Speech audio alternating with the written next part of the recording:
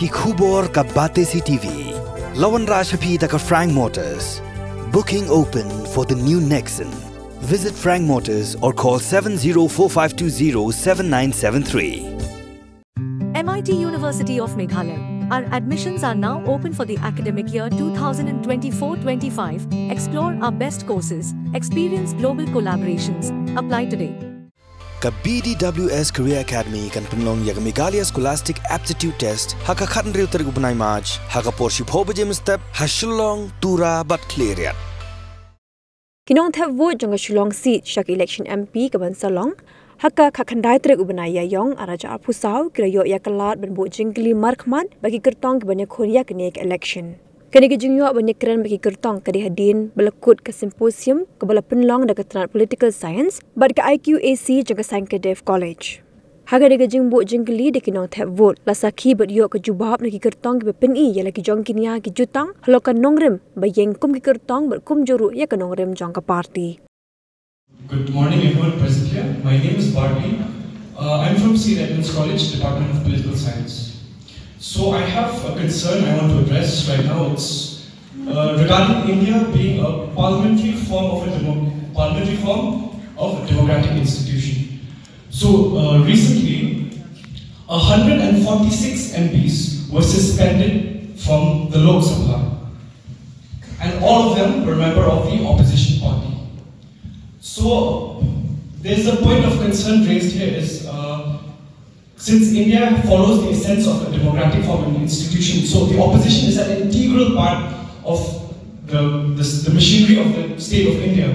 So I appeal to the future member of parliament from amongst you that even being in the opposition party, a huge voice is echoed from that bench of being the opposition. And the Treasury bench is not the only bench that defines what a democracy is. It's the opposition that defines what a democracy is.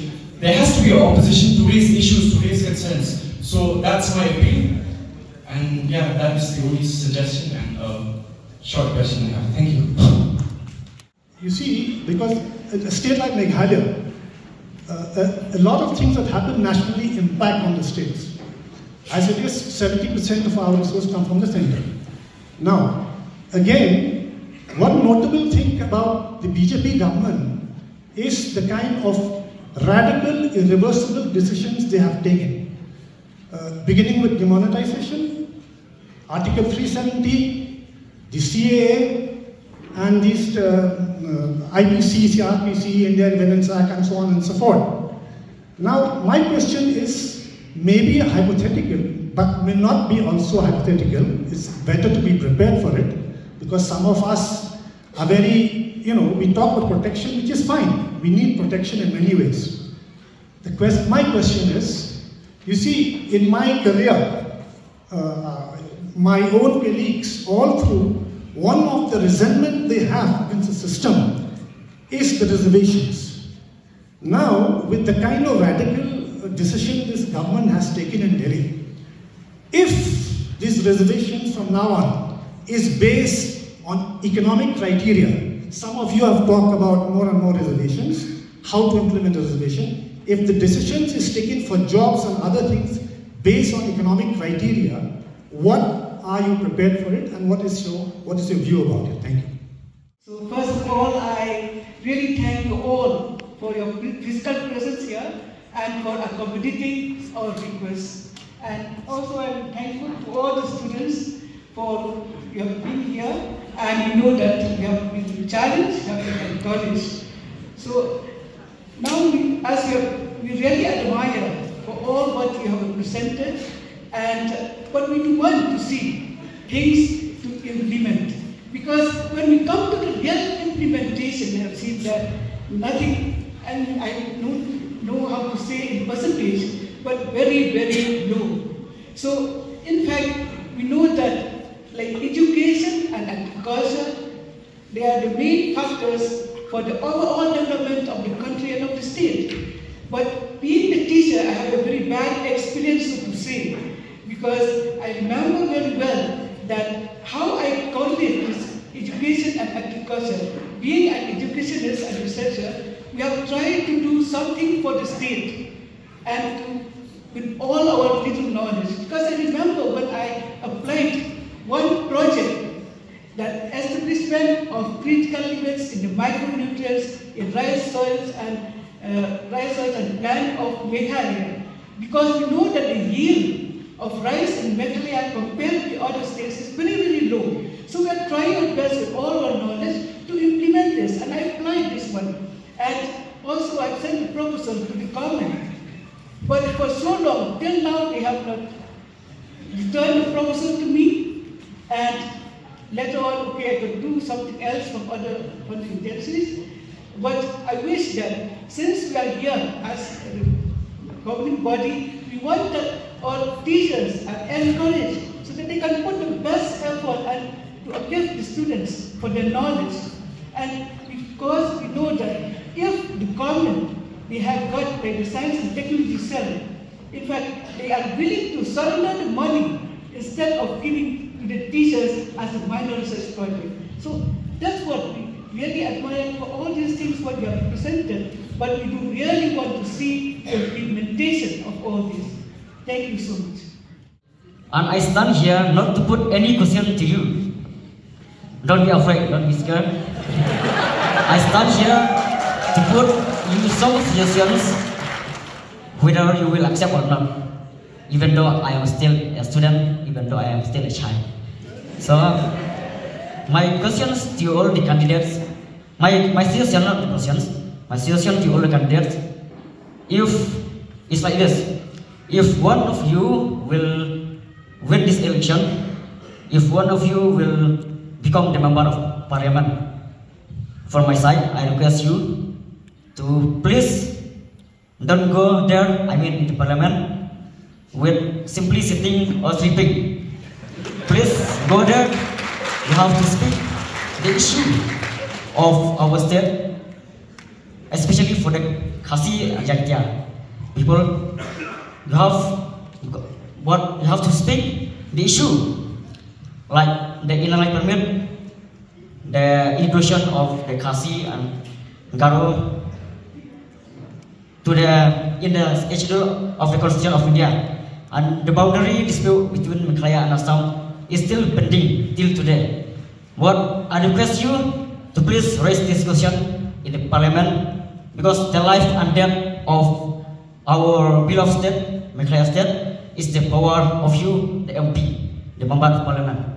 So, from my side, I request you to please try to avoid the hypocrisy also. Hypocrisy and the corruption also. And try to, because you please try to avoid this. But another one also, if as you promised during the election campaign or even in the election manifesto, you say that you will do everything for us. As you promised in the election campaign, everything. Please do that and let them all success. Please don't just promise them.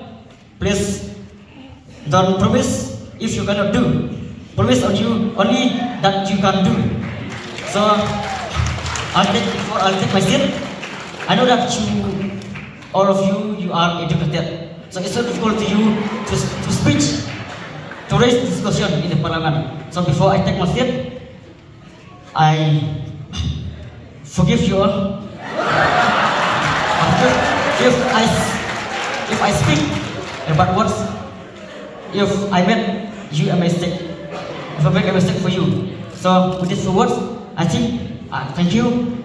And that's one before I take a seat. As the word says, sometimes the word says, the child is the father of man. So thank you with this word. Thank you. Mr. B.M.1, retired chief engineer from MECL, Civil. So actually I'm also a member of the governing body of the Sankardev province.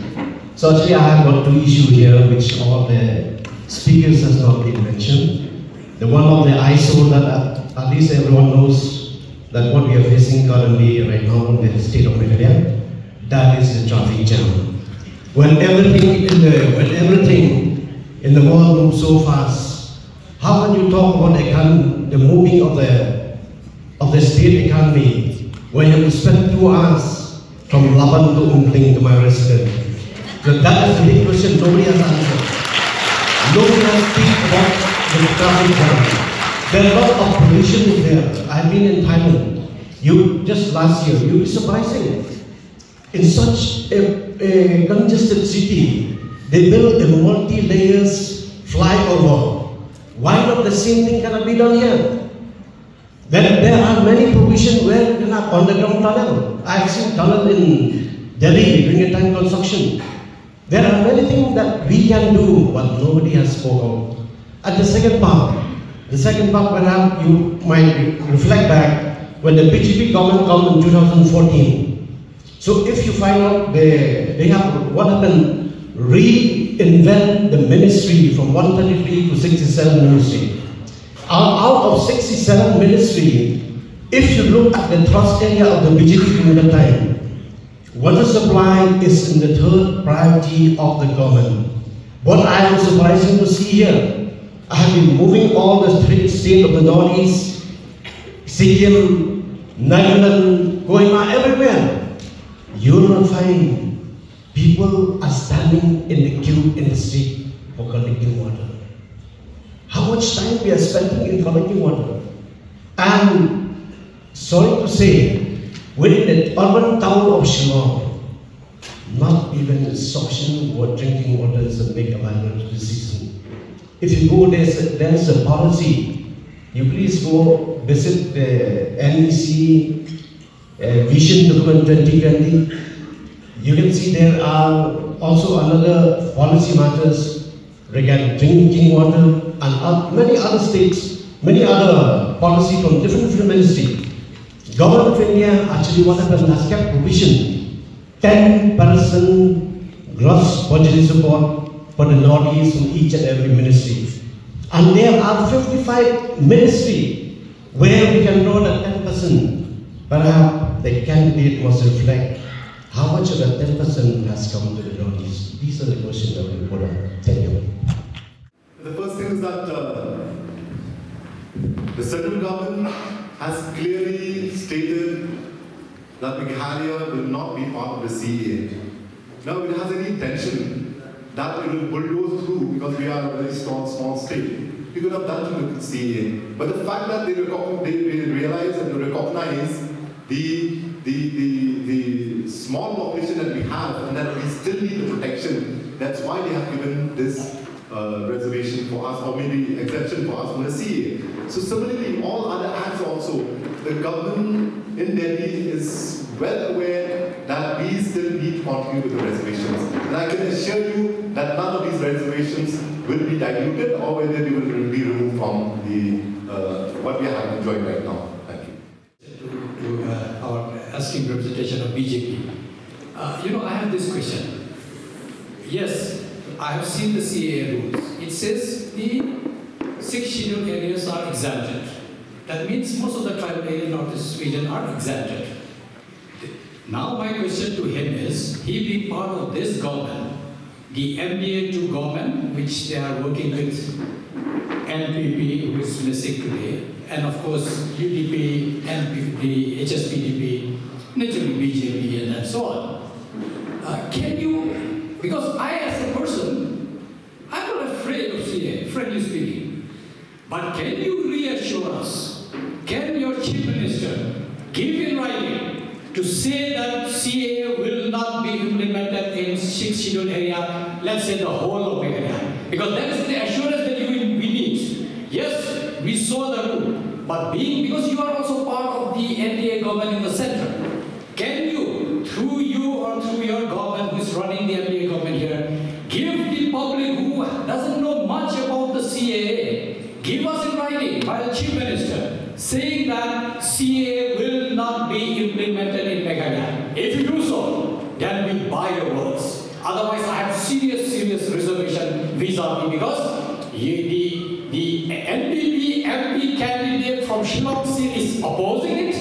The NPP current MP supported CAA bill in 2019.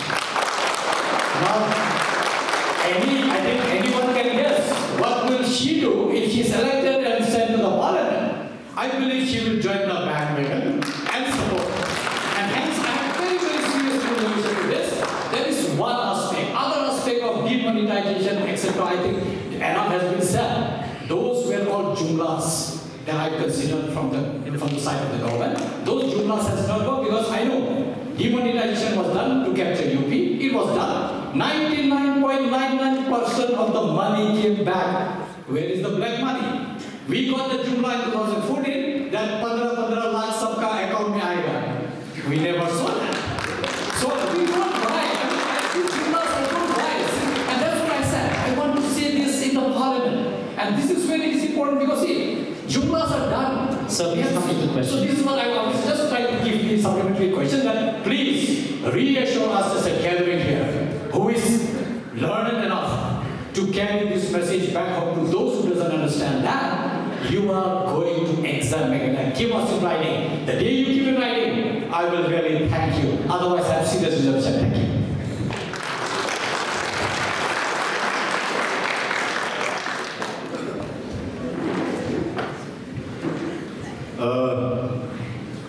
With all the powers bestowed in the Chief Minister, I don't think he can allow or he can disallow something which is already there in the Act.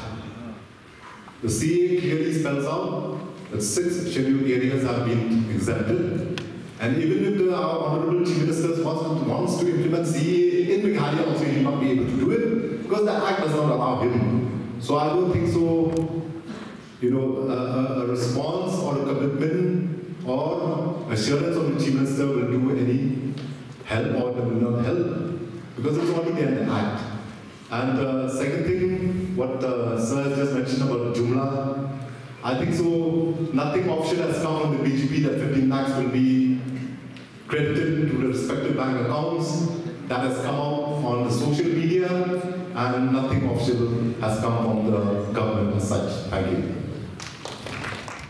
As far as CAA is concerned, I feel what Sir's question was very potent and relevant, I think, because CAA would definitely impact us. So when we see that Meghalaya is exempted, it's not that the full of Meghalaya is exempted in the first place. So the NRC is also going on in places like Assam and so on and so forth. There are going to be a lot of people who are going to be rendered as illegal. Now, they're going to find safe havens for them to run to. They will not obviously return to their respective countries. Meghalaya does not have legislations in place to ensure that at least we are protected, especially given the fact that we are a minority state. We don't have the ILP, we don't have just about any law to protect us. So that's very, very critical, and I think it is high time that the legislators, especially of the state, push some legislation or the other to protect our state. That is number one. Number two, why I always question is secularity in terms of the BJP. I mean, in which country in this world, forget about anything, that declares you a citizen on the basis of religion? And that's a very important question we need to answer. You might call it secular, you might call it anything, but then you have to fill up a form, and the form will actually ask you which religion you are. And if you don't belong to a certain religion, you don't have the right. So anyway, that's just a point to tell you that secularism itself is under question. The other point, sir, like how you had mentioned just now, that when it comes to traffic jam and water, that is not available, especially traffic jams in places like Meghalaya. See, we are always known to be a state in which we are deficit. Deficit in the sense we are only dependent on central funds. Now, it depends on the center and the government that is in power there to decide as to how much resources go to which state. For instance, we all know, for instance, that Karnataka is a very rich revenue state. But for every 1 rupee that Karnataka gets or gives to the center, they get back only like what, 70 paise or less than that. But then you have another state which is probably very favorable to the government. And for every rupee that they contribute to the center, they get back 3 times that or 2 times that. So it depends on exactly what is the prerogative of the government and in the center. Building infrastructure, as you said, multi-level flyovers that we see in various countries, it's very much possible to decongest. It just requires a lot of resources, a lot of out-of-the-box thinking in terms of the government and per se as well. and the legislators that actually represent the public. You need capable legislators who are able to think, and able to think at least 10 or 15 years ahead. So that's also very critical. And as far as basic water is concerned, I think that it's a good scheme, the JJM scheme, but then it needs to be implemented much better than it is. And I think it's just the first phase. I have this firm belief that while the rest of the country is developing so fast, we in Northeast especially are being left behind. And I think whichever government comes in power and has enough visibility and view to at least do the changes that is required.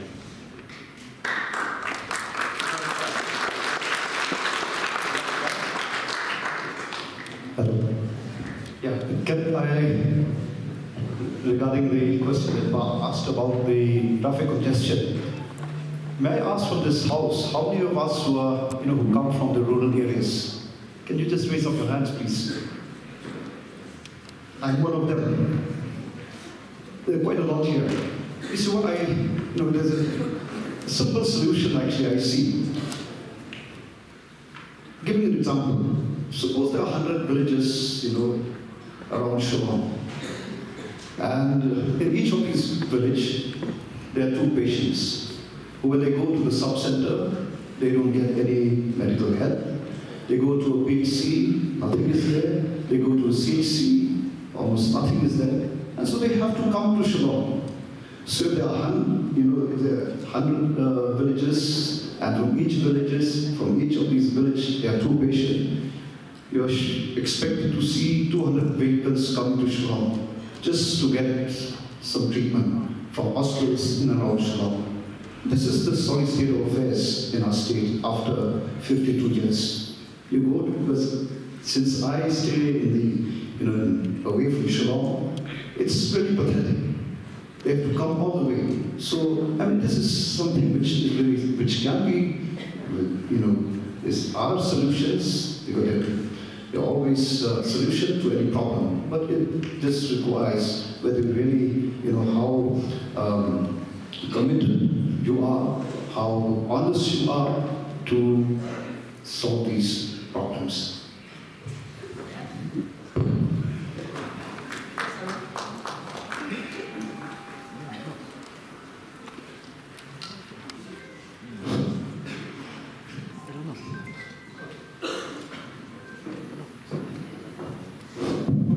Just 2 quick points on CAA.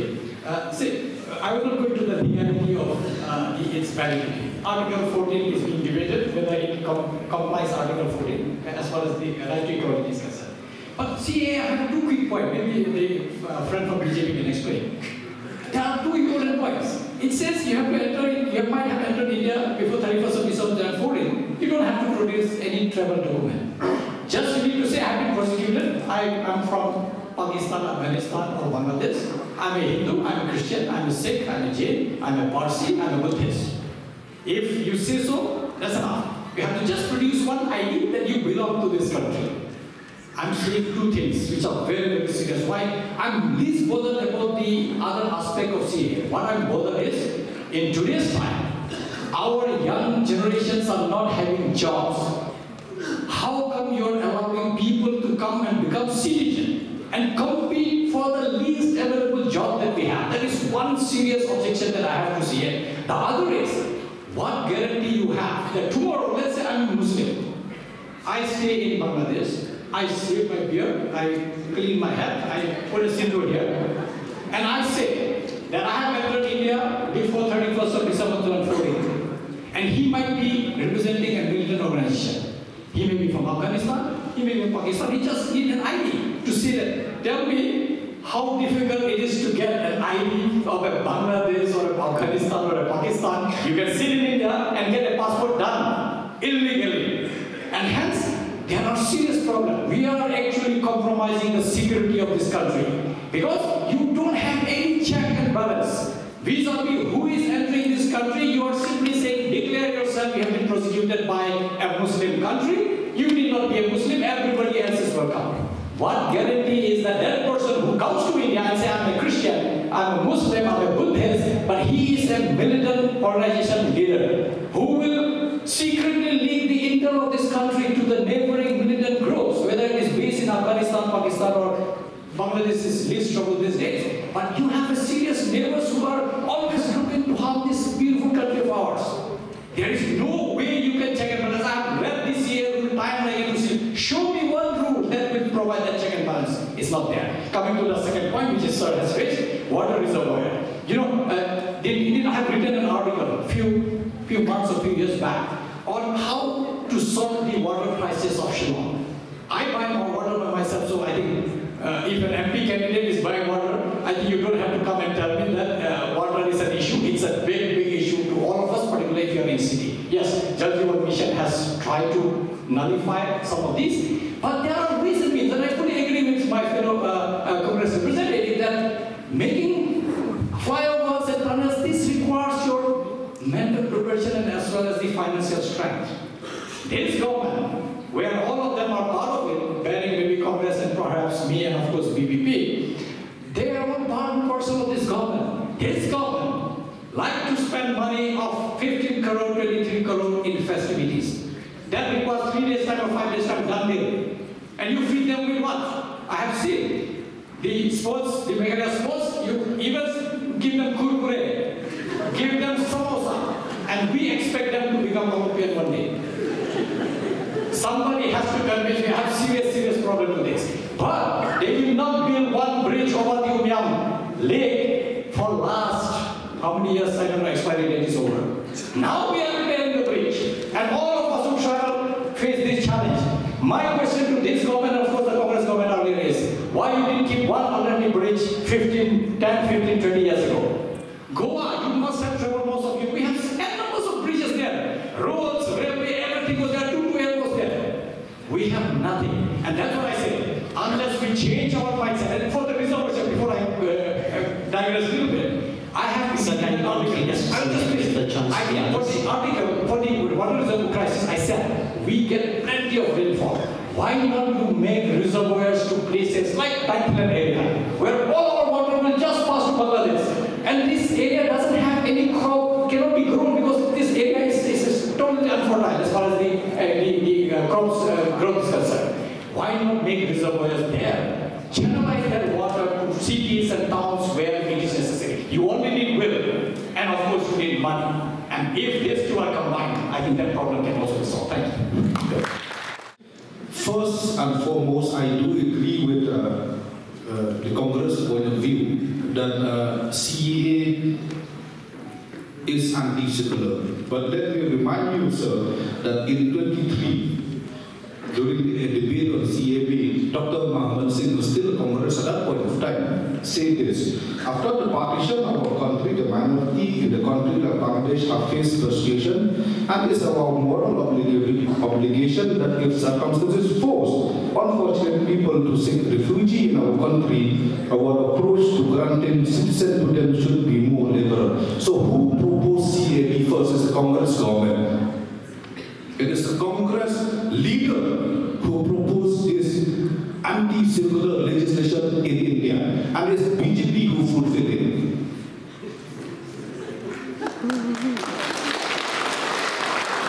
So, if we want against CAA, I think these two parties should not be voted against.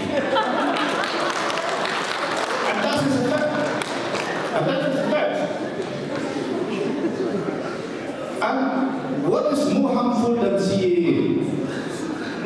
And what is more harmful than CAA is the Indo-People Peace Treaty, where all the Nepali can be a citizen of India. I think we have how many? 3-4 crore Nepali. That can be CAA. We have been. This is more harmful than CAA. So our stand of views is very clear. CAA is anti-secular, proposed by anti-secular party like Congress, fulfilled by anti-secular party like BJP, and then we as regional party has stand forth from day one that we are against CAA and we want its full exemption in the state of India. So that is our stand on CAA. Secondly, when it comes to traffic congestion, I think it's very much linked to CAA. But we want already face a lot of problem in the city, and traffic condition is quite linked to population exposure. So why should we bring more people? And how to address traffic, I do feel that it's high time for Meghalaya to start developing district headquarters and civil subdivision. We from Mokarwat has to come all the way to Shillong for healthcare, for education, for job. Because why? We do not have proper healthcare in our own district, in our own backyard. We have to come all the way to sell our products from Jowai, from Riwa. Everyone come to Yodo to sell their product because we don't have a market in division in rural area. So it's high time that we have to look in the rural area. The moment you bring development in the rural area, people coming into the city will be automatically checked. Secondly, when it comes to development, I do feel that we need to have a proper city plan. We need to have a proper city plan. Look at Shillong, it becomes a city by default. It's not by plan. So I do feel that the support, our trust, that the new Shillong will be a proper plan, will be a proper city where traffic congestion will be addressed. And the most harder part when it comes to traffic congestion, maybe not the scheme, but the problem is land acquisition. It's land acquisition. I mean, to be free, if you start prepare a land acquisition process, how many is willing to give the land for road construction? So I do feel that we need to have community participation in address this issue. And last but not least, when it comes to water problem, yes, we are talking about JJM, but what most important thing is that I think it's high time that we should protect our mineral resources. Without the source, it's pointing to have pipeline and water. So it's high time that we need to have a policy to ensure, and I do feel that the Catchment Protection Act has to be implemented in the third spirit. Thank you. That's so much. Can I first reply to earlier questions? Sure. Okay. First and foremost, what Sir has mentioned about the traffic congestion in Shillong. I wish 2023 the BJP would have led the government. By now you would have seen the flyover starting. And I wish, if not to that extent, I wish that we would have got 12 MLAs like our friends from the UDP. You would have seen the kind of construction that would happen. As much as you appreciate what's happening in Guwahati and other places, the same thing you would have seen here. That doesn't mean that because this is not being led by the BJP, that's why no money is being pumped in here. Ask and it shall be given, not and it shall be open. Now if the state government doesn't ask for the kind of funds that can be given in central government, now what does the central government do? You see, the thing is, I'll just give you one example. A particular hospital which is being run by a religious institution had approached us for funds amounting to 45-50 crores. That was almost 1 year back before the MLA election. And we took it up with the central government and they assured that it will be sanctioned. Just before I think for a month, 2 months earlier, I met them. I said, what has happened? You have not come back to us. And they said, it's still lying with the planning department and state government. Now, that's the kind of pace that we are working. If our state government is working, what do you expect the central government to do? When even the papers are not landed on the table. So what I'm trying to say is that if we had our own government here, then that is a phase of development that we will see. Second thing, regarding this CAA threat to the villages and all these kind of things, the thing is, probably the most surprising thing you'll find later on, that you might be having Khasis from Bangladesh applying for citizenship here. That might be the most surprising thing later. Because the only place that is exempted here is 1 square kilometer, which is included in the CA, is 2 square kilometers in the municipality area, which is very, very small. I can give you assurance that you will not have anyone being registering from Meghalaya. And in all the other states, see, no one is stopping anyone from applying for citizenship. Anyone from any other religions, many of the people who are against the CAA are people of the Muslim religion. No one is stopping them from applying. CAA is just a fast track route of applying for citizenship. they can definitely apply citizenship with any of the present laws that we have. So I don't see any threat. And with 130 crore people, couple of lakhs, I don't see how it will be a threat to our country. Thanks. Concern raised. You see, what is the biggest problem right now in the state of India? In India as a nation. Now India has slowly become from a true democracy to an electoral autocracy. This is the biggest problem. I mean, the people will choose the MP, but at the end of the day, after the election, the people has very less say when it comes to government. That's why RDA, on my first maiden speech, we have already made it clear that if you vote us, we will ensure that the government of India need to have a pre-legislation consultation provision in the Constitution of India, which means any bill before you bring in the parliament, you need to at least consult the people. That is the first thing. Secondly, when you're talking about suspension of MP, the statement given by the spokesperson from the BJP has made it very clear that if you do not vote for BJP, you will not get development. Is that something that we will accept? Just because we don't vote for BJP doesn't make us a second-class Indian. We need development because we deserve development. You cannot put development at a gunpoint. You need to respect the mandate of the people. If the people of Meghalaya give you 2 seats, be happy with that. Don't say that if you do not give 12 seats, you will not get development. It's high time that we need to depoliticize development. How can we accept this? I mean, how come development should be given? It's not only the BJP supporter paying tax. We also paying tax. We also paying GST. Our tax also is given to the government of India. You have to give development based on reasonable ground. You cannot politicize development. I think this is very important. We need to understand this. We all pay tax. All our tax is given to the government of India. And the government of India, I do feel that when it comes to development, you don't go party-wise. You give development to people who deserve it and to areas who need it. That is the thing. And last but not the least, I do feel that it is high time for Indian democracy to really reach into that standard where each and every members of parliament do have good quality time to air their views, to air their opinion. And I strongly believe that we need to reform our democracy, and our democracy need to have policy like pre-legislation program and depoliticize of development. This is where we will be improve our democracy. Thank you. Thank you so much, sir.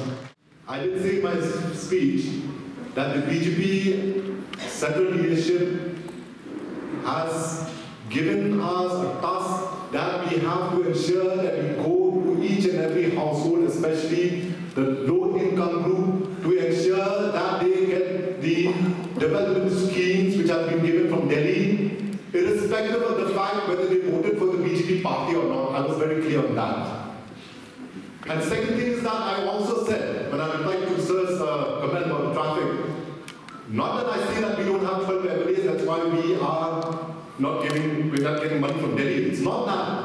What I'm trying to say is that if our people were there, then they would have to do as per the requirement from Delhi, and they will have to produce results. Like I said in my early speech, 30 MPs were not given the MP ticket for the simple reason because they were not producing results on the ground.